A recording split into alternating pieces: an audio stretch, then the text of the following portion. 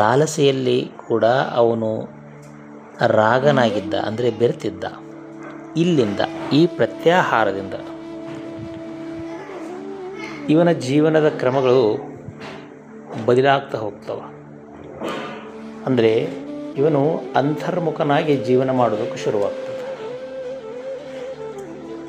ಬಾಹ್ಯಮುಖದಿಂದ ಈಗ ಅಂತರ್ಮುಖಕ್ಕೆ ಅವನ ಸಂಚಾರ ಶುರುವಾಗ್ತದೆ.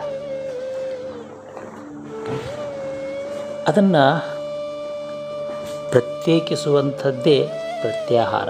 ಅಂದರೆ ಬಾಹ್ಯದ ಮೆಟ್ಟಲನ್ನು ತೆಗೆದು ಬಾಹ್ಯದ ಬಾಹ್ಯದ ವಿಷಯಗಳಲ್ಲಿರುವಂಥ ಈ ನಮ್ಮ ಮನಾದಿ ಇಂದ್ರಿಯಗಳನ್ನು ತನ್ನ ತನ್ನ ಅಂತರಂಗಕ್ಕೆ ತೆಗೆದಿಡುವಂಥದ್ದು, ಪ್ರತ್ಯೇಕಿಸುವಂಥದ್ದು ಪ್ರತ್ಯಾಹಾರ. ಇನ್ನೊಂದು ಸ್ವಲ್ಪ ಚರ್ಚೆ ಮಾಡೋಣ. ಹೆಂಗಿರೋದು ಪ್ರತ್ಯಾಹಾರ ಅಂದ್ರೆ, ಕಣ್ಣು ಹೊರಗೆ ನೋಡ್ತಿತ್ತು, ಅದನ್ನು ಒಳಗೆ ನೋಡೋದಕ್ಕೆ ಹಚ್ಚೋದು, ಒಳಗೆ ಏನಾದರೂ ನೋಡೋದಕ್ಕೆ ಹಚ್ಚೋದು. ಕಿವಿ ಹೊರಗಿನ ಶಬ್ದವನ್ನೇ ಆಲಿಸ್ತಿತ್ತು, ಈಗ ಅದನ್ನು ಬಿಟ್ಟು ಒಳಗೇನಾದರೂ ಕೇಳ್ತದೇನು ಅಂತ ಒಳಗೆ ಹೋಗ್ಬೇಕು. ಕಿವಿ ಕಣ್ಣ ಒಳಗೆ ನೋಡೋದಕ್ಕೆ ಶುರು ಮಾಡಬೇಕು, ಕಿವಿ ಒಳಗೆ ಕೇಳೋದಕ್ಕೆ ಶುರು ಮಾಡಬೇಕು, ನಾಲಿಗೆ ಒಳಗೆ ನುಡಿಯೋದಕ್ಕೆ ಶುರು ಮಾಡಬೇಕು. ಅಂದ್ರೆ ಶಬ್ದ ಬರಬಾರ್ದಂತ, ಆದರೂ ಮಂತ್ರ ಅಂದಿರ್ಬೇಕಂತ. ಉಸಿರ ಪ್ರಾಣ ಹೆಂಗಿರ್ತದೆ ನಮ್ಮದು ವಾಸನೆ, ಹೊರಗಿನ ವಸ್ತುವಿನ ವಾಸನೆಯನ್ನು ಸ್ವಾದಿಸುವಂಥ ಈ ಮೂಗ, ಇದು ಒಳಗಿರುವಂಥ ಪರಿಮಳವನ್ನು ಗ್ರಹಿಸೋಕ್ಕೆ ಶುರು ಮಾಡಬೇಕು. ಯಾವಾಗ ಈ ಇಂದ್ರಿಯಗಳು ತಮ್ಮ ಕೆಲಸವನ್ನು ಆರಂಭ ಮಾಡ್ತಾವೋ, ಹೊರಗಿನ ವಿಷಯಗಳನ್ನು ಸ್ವಲ್ಪ ಪ್ರತ್ಯೇಕಿಸಿ, ಸ್ವಲ್ಪ ದೂರ ಮಾಡಿ ಒಳಗೆ ಜಿಗಿಯೋಕ್ಕೆ ಶುರು ಮಾಡ್ತಾವಲ್ಲ, ಈ ಕ್ರಿಯೆಗೆ ಪ್ರತ್ಯಾಹಾರ ಅಂತ ಹೆಸರಿಟ್ಟರು. ಎಷ್ಟು ಚಂದದ ಲಕ್ಷಣ! ಪ್ರತ್ಯಯ ಹರ, ಅದನ್ನು ಕೂಡಿಸಿದ್ರೆ ಪ್ರತ್ಯಾಹಾರ. ಪ್ರತ್ಯಯ ಅಂದ್ರೆ ಭಿನ್ನ, ಬೇರೆ, ದೂರ ಇಟ್ಟು ನೋಡೋದು, ದೂರ ಇಟ್ಟು ಅದನ್ನು ತಿಳಿಯೋದು. ಅದಕ್ಕೆ ಪ್ರತ್ಯಾಹಾರ ಅಂದರು. ಬಹಳ ಅದ್ಭುತವಾದ ಶಬ್ದ ಇದು. ಅದಕ್ಕೆ ಪ್ರಶ್ನೆ ಕೇಳಿದರು, ಇದ್ರ ಲಕ್ಷಣ ಏನಂತ ಕೇಳಿದ್ರು ಉತ್ತರ ಹೇಳ್ತಾರೆ, ಮನಸ್ಸನ್ನು ವಿಷಯಗಳಿಂದ ಭಿನ್ನಪಡಿಸಿ. ಗುರುಗಳ ವ್ಯಾಖ್ಯಾನ ಎಷ್ಟು ಚಂದ ಅದ. ಮನಸ್ಸು ವಿಷಯಗಳಿಂದ ಭಿನ್ನಪಡಿಸಿ. ಮನಸ್ಸು ವಿಷಯಗಳಿಂದ ಭಿನ್ನಪಡಿಸಬೇಕು, ಮನಸ್ಸಿನಿಂದ ನಾವು ಭಿನ್ನಪಡೋದಲ್ಲ.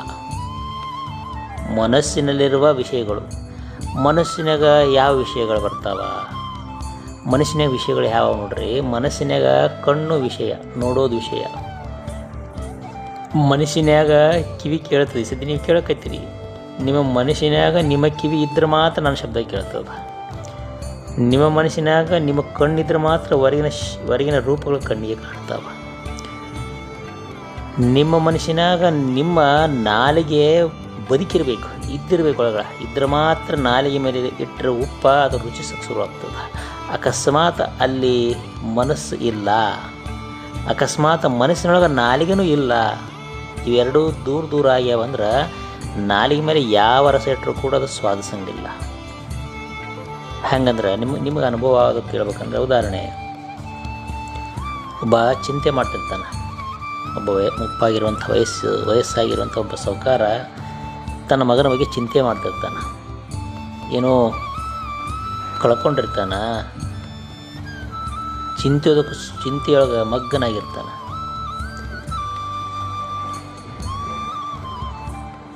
ಅವನ ಮೊಮ್ಮಗ ಎಷ್ಟೋ ಸಲ ಮುಂದೆ ತಿರುಗಾಡ್ತಾನೆ, ಆದರೆ ಅವನಿಗೆ ಅರಿವು ಇರೋಂಗಿಲ್ಲ. ಎಷ್ಟೋ ಸಲ ಕೂಗಿರ್ತಾನೆ, ಆದರೆ ಅವನಿಗೆ ಅದರ ಭಾನ ಗೊತ್ತಿರೋಂಗಿಲ್ಲ. ಯಾಕೆ ಗೊತ್ತಿಲ್ಲ ಅಂದ್ರೆ, ಕಿವಿ ತೆಗೆದಾವ, ಕಣ್ಣು ತೆಗೆದಾವ, ಆದರೂ ಅವನಿಗೆ ಅದರ ಪರಿವೇ ಇಲ್ಲ.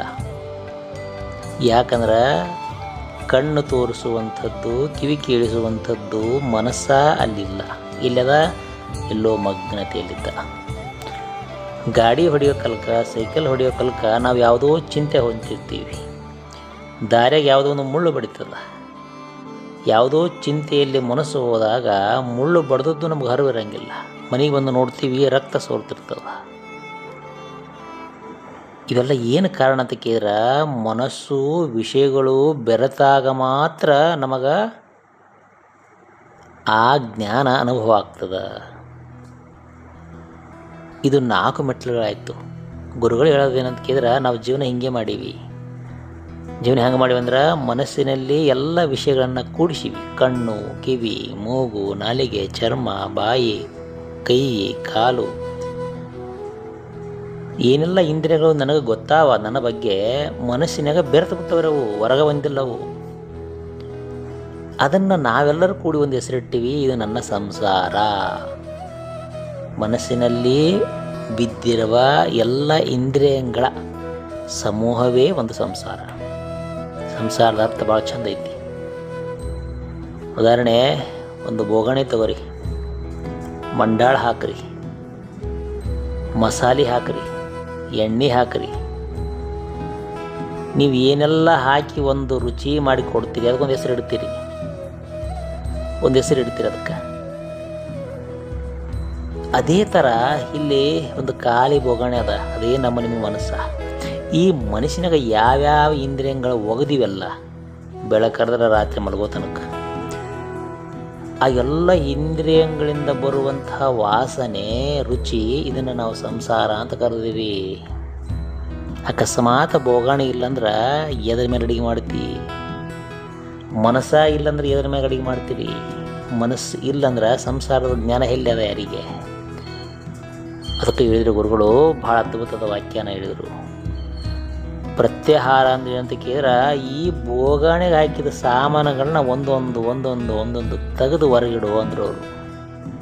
ಮನಸ್ಸಿನ್ಯಾಗ ಬಿದ್ದಿರುವಂಥ ಸಂಸಾರದ ಇಂದ್ರಿಯಗಳಿದಾವ, ಸಂಸಾರದ ವಿಷಯಗಳಿದಾವ. ಈ ವಿಷಯಗಳು, ಇಂದ್ರಿಯಗಳು, ಇವುಗಳನ್ನ ಒಂದೊಂದು ತೆಗೆದು ಹೊರಗಿಡೋದು.